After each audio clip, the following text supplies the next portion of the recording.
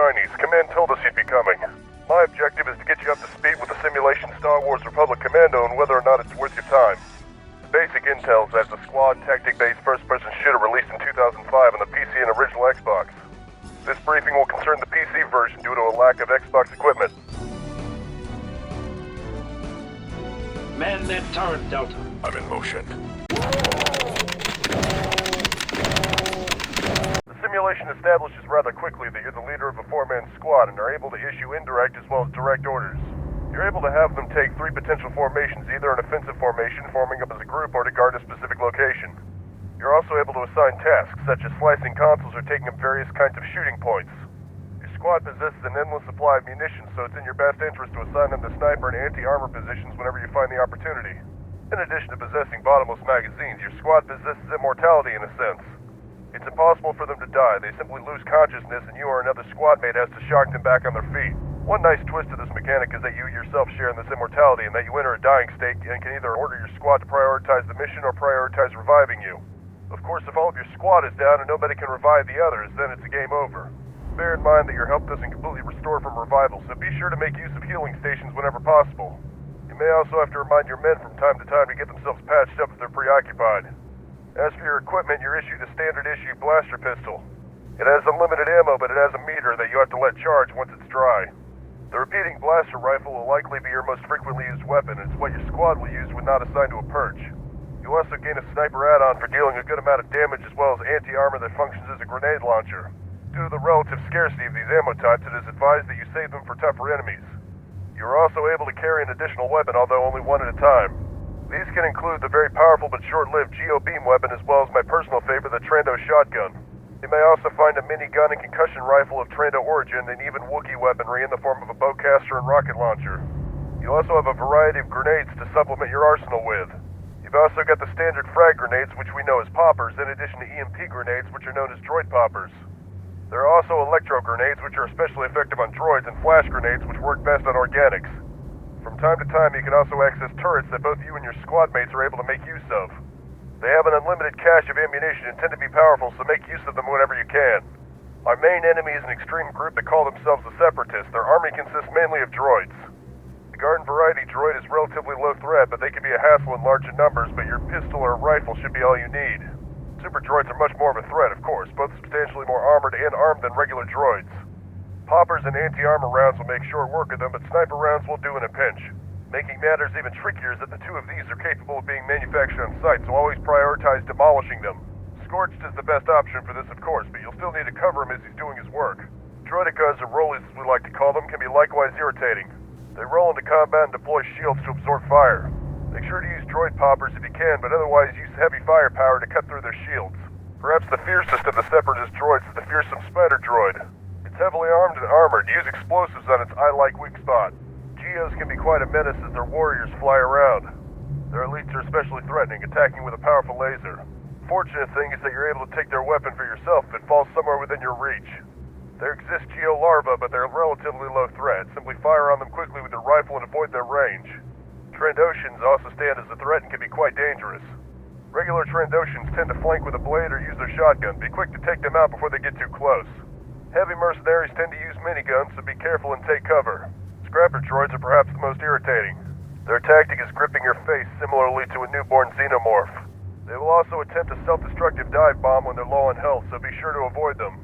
One sizable benefit of the simulation I've observed is the way it works permits you to organically get into situations rather than it being tightly scripted, as is the case in more modern war shooters. In one case, my squad was down and I was stripped of my pistol due to a lack of munitions. There were 2 rollies on my back, and I retreated to a healing station to restore myself with some Bacta. After that, I managed to retrieve 7 scorched, and we returned to the healing stations. After all 3 of us were restored, we proceeded to go back in guns blazing in order to decimate the rollies and get Fixer on his feet. Ultimately, it's moments like this that make Republic Commando a very enjoyable and memorable experience. Used to more solo shooters, it took me a fair bit to adjust, but once I did, it felt completely natural and intuitive. I'm confident that you Shinies will take to it in no time if this is your kind of game. Run into any Trandoshans? Lots of them, and they've been throwing battle droids at us. The Trandoshans have been more concerned with acquiring Wookiee pelts than taking sides in this war. The mission takes place during the Clone Wars, a follow-up of Phase 2 of the Star Wars, known as Attack the Clones. starts from the very beginning with the clones from their tanks. From there, it showcases the important events of a clone trooper's life, from the moment he first puts on his helmet to combat training. Once Delta Squad has been formed, they set off in the midst of the Battle of Geonosis, with the squad tasked with assassination and sabotaging the Separatist droid factory. Simulation quickly makes the storytelling methods apparent, with a leader feeding the team instructions every so often via hologram. At one point, the squad is compromised, and 38 must journey by himself through scavenger droids and Trandoshans in order to rescue each member before making their getaway. Nothing quite as tense like a leader has to fight through enemy lines without the support of his squad, and it can certainly prove tense for a young commander stuck without his squad, knowing there'd be nobody around to pick him up if he's felled. By the end of it, you're on the Wookiee homeworld of Kashyyyk, aiding their leader and fending off the Separatists. Without making any major spoilers, you're expected to put the mission first and make a very difficult decision for the sake of carrying it out. A few notable individuals make their appearance throughout the course of the mission, including Sergeant Yoda, who personally debriefs the squad for the final mission. The infamous Separatist General Grievous even makes an appearance, although defeating him is of course impossible. All in all, I have to say the events within these missions of the simulation were well enough executed for my liking. It won't win any golden awards or stand up there with Saving Private Rex, but it was more than good enough to make an investment in the squad and their mission. Sir, the Trandos have set up a camp here. Proximity mine. Continue your recon.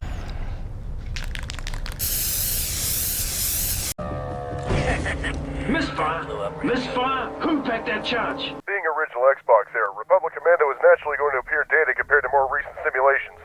That being said, it's aged remarkably well, all things considering. There's a good lighting system with real-time shadows, a decent amount of specular shine on metal and the like, and some good alpha effects.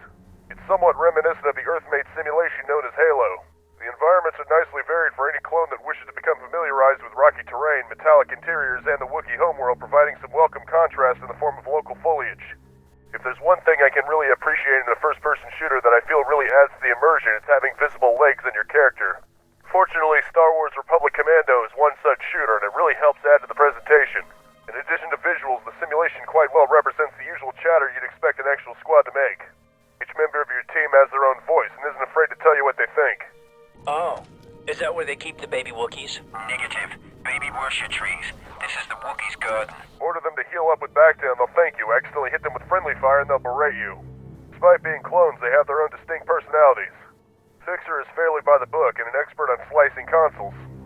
Excellent hit, squad leader. Sev is the strong, serious one and prefers to charge through her guns blazing. That took a trick. Scorch is the more sarcastic and jokester of the group, specializing in demolitions. A demo charge should shut it down for good. The music can also be quite good, even if a good amount of it unfortunately had to be replaced due to galactic laws concerning copyright infringement. The ambience and sound effects do the job well enough, although I've never been one for judging these kind of things. Overall, the simulation holds up fairly well from a presentation standpoint. The radio chatter feels natural enough, and the visuals have aged better than anyone should ever think given their age. Anyone who isn't expecting an over 15-year-old simulation to be state-of-the-art will find much to appreciate here. He is still alive and being held in a slave camp here on Kashyyyk. It's a Trandoshan patrol. This concludes your briefing of Star Wars Republic Commando. My conclusion is that it was a surprisingly enjoyable simulation. While it may stray a bit from the expected subject matter of Star Wars with a lack of Jedis and lightsaber action, what it provides is a more than solid tactical first-person shooter. It's a must-have for anyone who likes shooters in general and would like to play the role of a clone army squad leader in the midst of the Battle of Geonosis. The prequel trilogy of the Star Wars has been given a bad reputation, and it certainly has many elements in it that are lacking, but mediums such as this prove that there's still plenty of potential contained within it. This has been my review of Star Wars Republic Commando. Thank you for taking the time to watch. Now head out there and show those separatist scum what happens when they mess with the Republic. Godspeed, soldier. Grenades! Take cover!